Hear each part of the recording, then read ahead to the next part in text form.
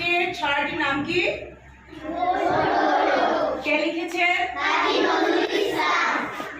ভোর হলো দোর খোলো, খুকুমনি ওঠো রে,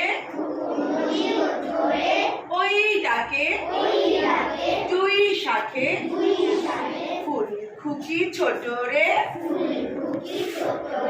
খুলি হাল তুলি পাল, ওই তরি চললো,